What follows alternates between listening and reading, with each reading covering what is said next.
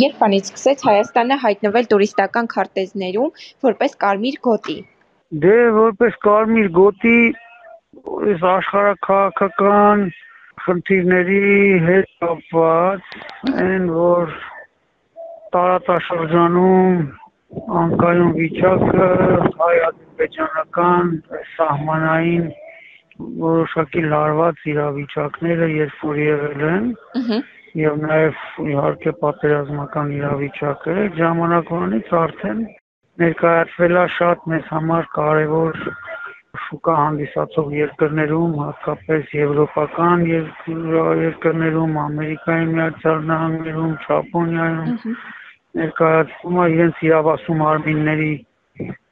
կայքերում կարմիր եզրակացերով։ Ես երբանից որ այս բոլոր աշխարհաքաղաքական խնդիրները կան, այդ ժամանակահատվածում այդպես է ներկայացվում Հայաստանը։ Իսկ ինչ քայլեր են նախատեսվում, որպեսզի Հայաստանը որպես անվտանգ զբոսաշրջային ուղղություն միջազգային վարկանիշը վերականգնի, որ հայտնվել է կարմիր գծում։ Քայլերն են, որ նախ եթե խոսում ենք վարկանիշից, դրան զուգահեռ, այսինքն մի կողմից իրավասու մարմինների կայքերում կարմիր սահմանաեզրագծերով է ներկայացվում, բայց մյուս կողմից շատ հեղինակավոր պարբերականներում, օրինակ Նումբեո եւ այլ այդպես մասնավոր, ոչ պետական, բայց շատ հեղինակավոր պարբերականներ,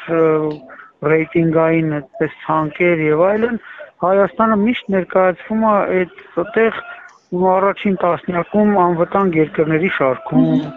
գրավիչ երկրների շարքում, այնպես որ վարկանիշային առումով, այդպես վարկանիշային տարբեր պարբերականներում Հայաստանը միշտ ներկայացվում է, այնպես ինչպես կարծես որ պարադոքս հնչի, բայց իրավասու մարմինները կարմիր սահմանագծերով ներկայացնում Հայաստանը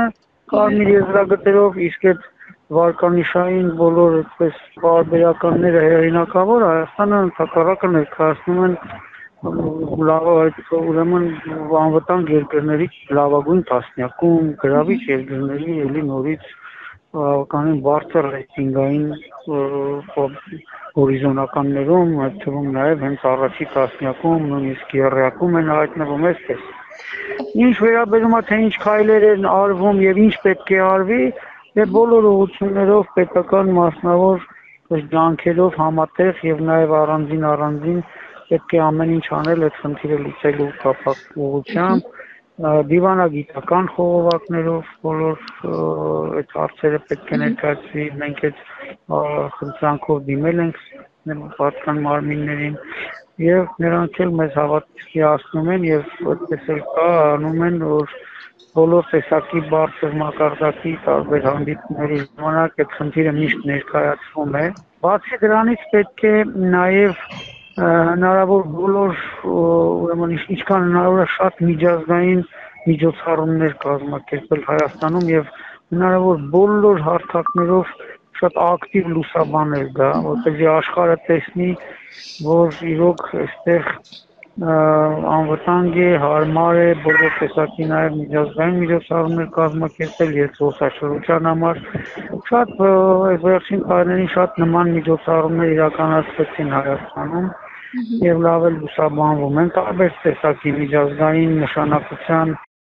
եւ պետական եւ մասնավոր այսպես միջոցառումներ դրան պետք է նպաստեն նաեւ եւ նպաստում են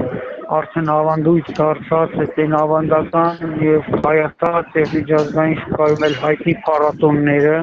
որտեղ նույնպես շատ զբոսաշրջիկներ գալիս են եւ այդ փառատոնի ժամանակ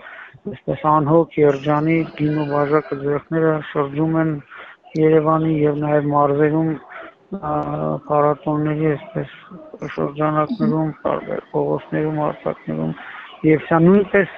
պետք է շատ լավ լուսաբանվի, իհարկե լուսաբանվում է, բայց ավելի լավ, ավելի ակտիվ եւ շատ պետք է շարունակել քաղաքականությունը փառատոններին աջակցության ավելի շատ, այսպես այնպես անել, որ աշխարհը տեսնի, այսպես ասած, ասի, բան ասում էիք անվտանգ չի, բայց կարմիր գծերով էիք ներկայացել, բայց այսպես քանի երկից էս հազարավոր, տասնյակ հազարավոր էս զբոսաշրջիկները կամ հյուրերը միջազգային միջոցառումների շրջանակներում անհոգ երջանիկ շրջում են Հայաստանի, եւ Երևանի եւ մարզերի տարբեր քաղաքների, համայնքների փողոցներով։ Դա մենք տեսնում ենք, որ ոնց խնդիր չկա։ Իսկ մենք այս ձևով պետք է նաեւ փորձենք այս ձևով նույնպես այդ կարծիքը ձևավորված այդ կարծրատիպը կոտրենք։ Եվ այդպիսի միջոցառումներ բավականին արվում են, բայց պետք է ավելի ակտիվացնել, ավելի շատացնել։